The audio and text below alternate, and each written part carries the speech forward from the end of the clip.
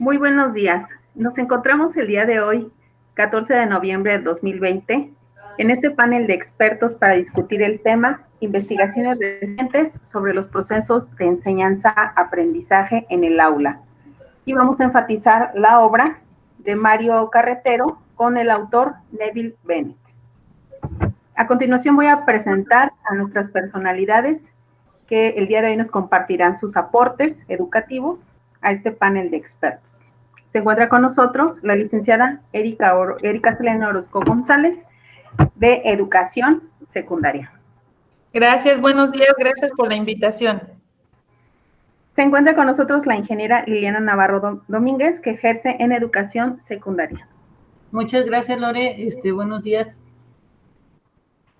Y se encuentra con nosotros el ingeniero Rogelio Rojas Molina, que ejerce en Educación Media Superior, que va a fungir como moderador de este panel de expertos.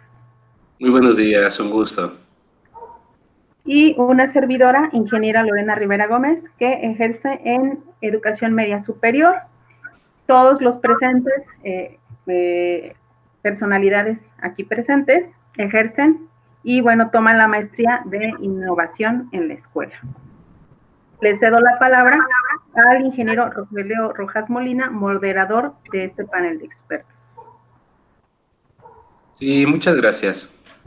Vamos a compartir desde nuestro campo profesional y práctica docente algunas aportaciones reflexivas sobre un par de preguntas que vamos a llevar a cabo en esta actividad.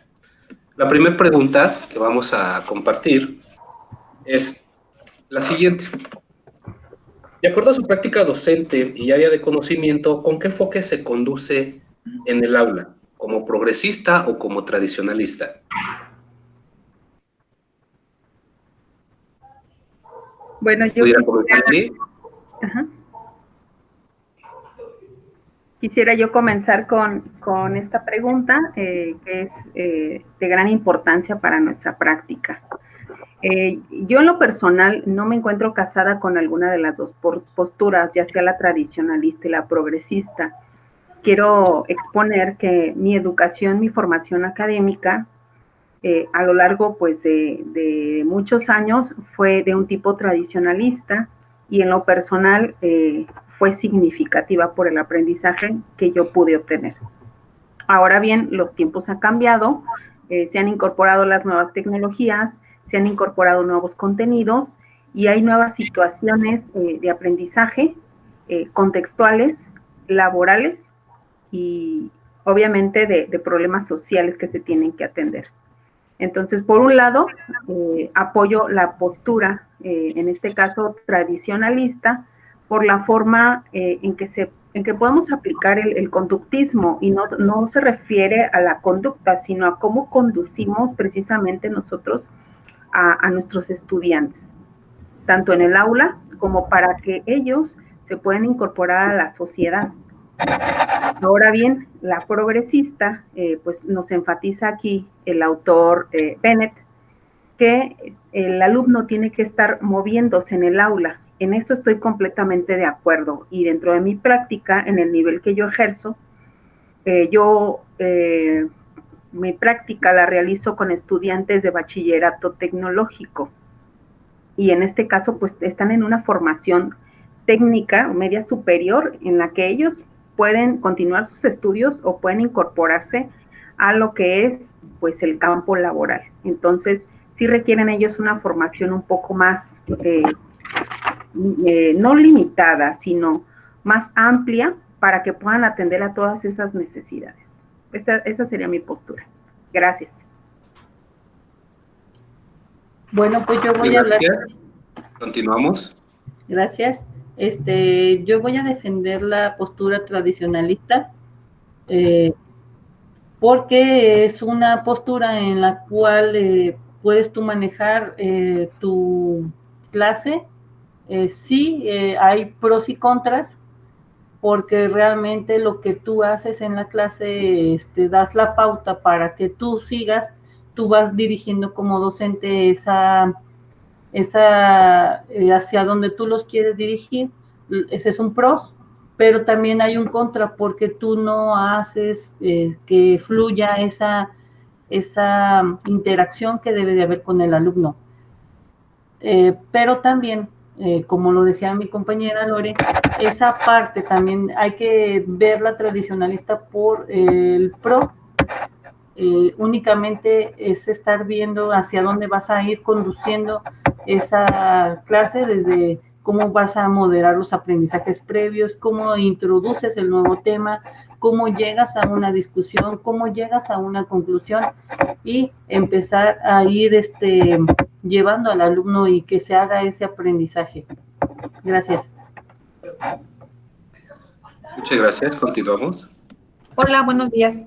Pues sí, como ya comentaron mis compañeras anteriormente, el enfoque que nos da el autor en esta lectura, pues precisamente habla de las conductas del docente en cuestión a progresista o tradicionalista. Pues yo pienso que va a depender mucho de las actividades, objetivos que el maestro esté logrando en el aula. Hay actividades en las cuales pues el docente tiene que ser el líder, tiene que fungir como el que él va a liderar las actividades, pero también ahí entra lo que es el concepto de progresista, en donde el docente tiene que dejar a los alumnos para que ellos tomen precisamente sus propias decisiones y puedan así obtener mejores logros y mejores aprendizajes. Gracias. Muchas gracias. Yo desde mi práctica docente, que se refiere a la adquisición de conocimientos técnicos en la parte de electromecánica, específicamente en instalaciones eléctricas y procesos de soldadura, hay módulos donde yo trabajo de forma tradicional, donde se va generando el trabajo de forma orientado a través de un proceso de guiarlos, de mostrarles diferentes vértices y sobre todo donde ellos se ponen en un aspecto receptivo, pero también reflexivo en el momento en que yo los voy llevando a la contextualización de qué es el tipo de trabajo que se va a realizar. Y entro en el modo progresista cuando el alumno en la parte de taller o en la parte de exposición en el aula va a hacer esa interacción, no solamente con las herramientas o los elementos con los que está interactuando de forma técnica, sino también con los compañeros cuando comparte las diferentes formas por las cuales ellos han llegado a resolver ese tipo de situaciones, específicamente en esas dos áreas de instalaciones y soldadura. Más bien, desde mi experiencia, depende de la actividad, el propósito y más allá de eso, también el tipo de ambiente que se quiere generar de acuerdo al espacio en el cual se está trabajando. Muy bien. Hasta aquí continuamos, vamos a retomar. La segunda pregunta en este panel va a ser la siguiente para que lo consideremos en la realización de nuestros aportes. ¿Cuál es el proceso de enseñanza-aprendizaje que realiza en el aula para lograr que el alumno logre un aprendizaje significativo?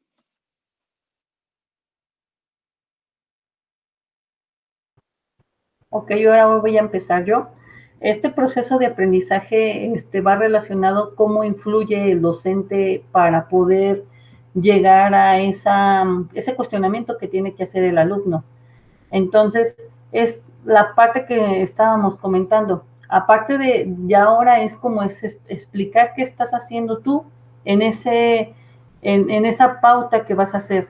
Es cuando empiezas ahora sí a interactuar con el alumno, es cuando empiezas a preguntar mover esas ideas, hacer que él se cuestione, hacer que él haga incluso llegar a que él se empiece a cuestionar de tal magnitud que pueda brincar esa parte del aprendizaje. Y aquí es cuando hablamos de por qué tenemos que estar, ahí es cuando tienes que cuestionar si realmente te tienes que quedar en un solo sitio como docente o impacta que tú te muevas en el salón, y si impacta, en dónde está impactando, qué importante es ni siquiera ni casillar a los alumnos, porque el estar encasillando a los alumnos también impacta en eso, y es estar cuestionando esa parte, pero es como conforme se va dando ese ambiente, esa interacción entre el maestro-alumno o alumnos-alumnos. Gracias. Pues yo por mi parte, yo por mi parte, como docente en esta pregunta que mencionó, yo ubico mucho o me centro mucho en la observación, en cuestión a que el alumno se sienta mejor trabajando, ya sea solo o en equipo, para precisamente lograr esos objetivos que se plantea el docente al inicio de la sesión de clase. Gracias.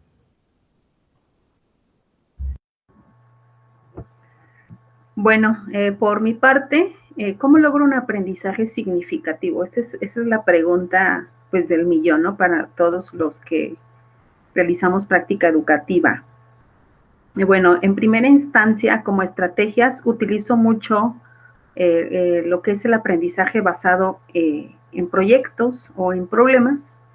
Utilizo la corriente del constructivismo y bueno, apoyo, en este caso me enfoco hacia lo que es el estilo progresista.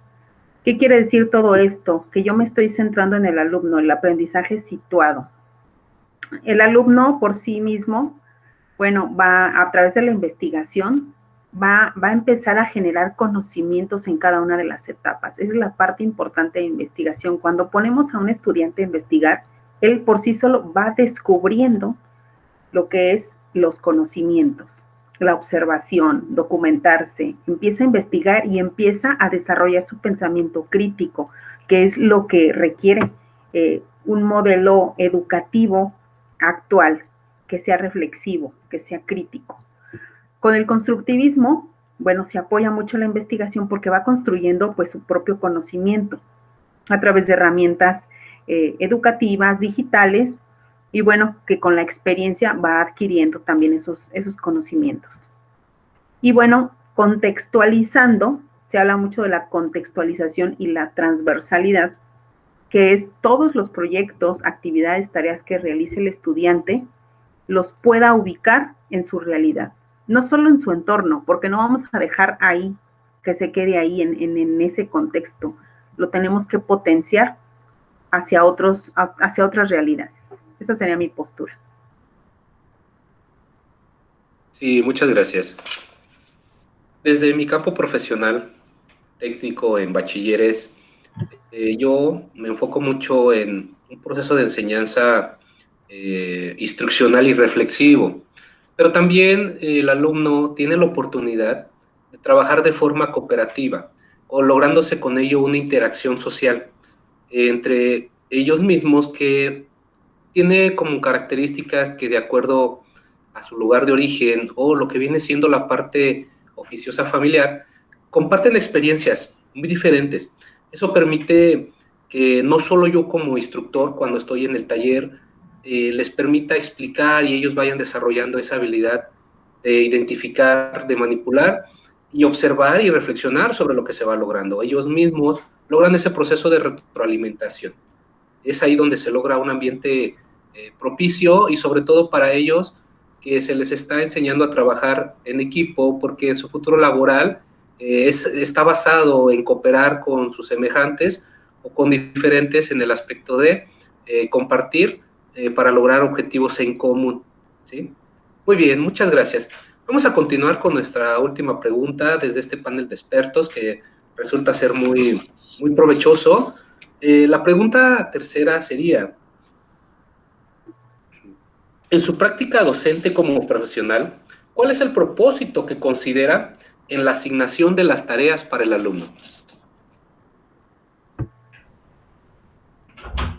Bueno, voy a comenzar yo. Esta cuestión de las tareas en tiempos actuales de pandemia resulta ser un tanto hiriente para los estudiantes.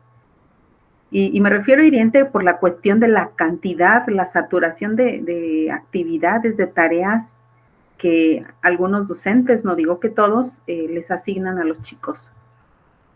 En este caso, las tareas debieran asignarse con un fin y con un propósito no solamente por decirles dejé tarea, les asigné 400 ejercicios de matemáticas, 100 ejercicios de física, un experimento, solamente por tenerlos. La idea de una tarea es obtener un conocimiento. Si yo imparto matemáticas y le dejo quizá 5 ejercicios de práctica para comenzar, esos debieran ser significativos para que el alumno obtenga los conocimientos mínimos para seguir trabajando con ellos. Ahora, a través de estas tareas, nosotros como docentes tenemos la responsabilidad y obligación ética de hacerles la retroalimentación. En su libreta, en el caso actual, pues retroalimentaciones en las diversas plataformas educativas, para que el joven sepa si estuvo mal, si estuvo bien, y siempre con sugerencias, comentarios constructivos. Esa sería mi postura acerca de las tareas. Muchas gracias, continuamos. Ok, yo quiero aportar. Sí, en la lectura menciona también que Carroll menciona 4 aspectos. Sigo la misma postura que mi compañera Lore, porque pues habla de una claridad de la tarea. Tenemos que tener, antes de dejar una tarea, el docente debe de tener claro qué va a perseguir con esa tarea. Habla también de una presentación de la tarea, esa parte en la que cómo la vas a presentar, qué le vas a decir, porque tú tienes que partir de que el alumno no sabe cómo hacer lo que tú quieres. Entonces tienes que decirle qué es lo que tú quieres, explicarle esa parte. Debe de haber una adecuación a la secuencia del ritmo y tiene que ver con respecto, esa tarea que dejes va a ser con respecto a lo que tú estás viendo en tu tema y finalmente debe de considerar esas necesidades y características de los alumnos. Esa tarea que tú dejes, a pesar de que sea con respecto a lo que tú estás siguiendo, debe de tener también, cubrir esas necesidades que tienen los alumnos. Entonces, cuando estamos hablando de tarea, debe de llevar esas 4 posturas. Muchas gracias. Y muchas gracias, continuamos. Sí, gracias. Pues ya como lo comentaron mis compañeras, es importante dejar tarea siempre y cuando pues lleven un fin. Y yo ya cerraría esta pregunta con la idea de que las tareas deben de ser solamente una retroalimentación de lo visto en clase. Gracias. Muchas gracias. Desde mi trabajo tallerista, yo considero que para el alumno le es provechoso una actividad centrada en el tema, pero más que centrada en el tema, sobre una reflexión de lo que acaba de realizar como práctica de taller y hacia dónde lo puede llevar a la práctica, en su entorno más cercano, que es desde el hogar hasta lo que va a ser su futuro laboral. De ahí la importancia de que tenga una ubicación no solamente en el currículum, sino que tenga una ubicación contextual en el medio en el que se desenvuelve, ¿sí? Y el logro del alumno es cuando él logra describir de forma procedimental y realizar esa actividad técnica, porque es por lo que él va a cobrar. Él va a lograr un provecho económico y para él va a tener una utilidad, ¿sí? Muy bien, pues hasta aquí los aportes de todos nosotros. Cedo la palabra a la ingeniera Lorena. Pues agradezco a todos haber compartido sus aportes educativos y bueno, con la oportunidad de volverlos a tener en pantalla para próximos eventos. Les agradezco mucho, que tengan un excelente fin de semana. Muchísimas gracias, igualmente. Un gusto de estar ahí y compartir. Muchas gracias.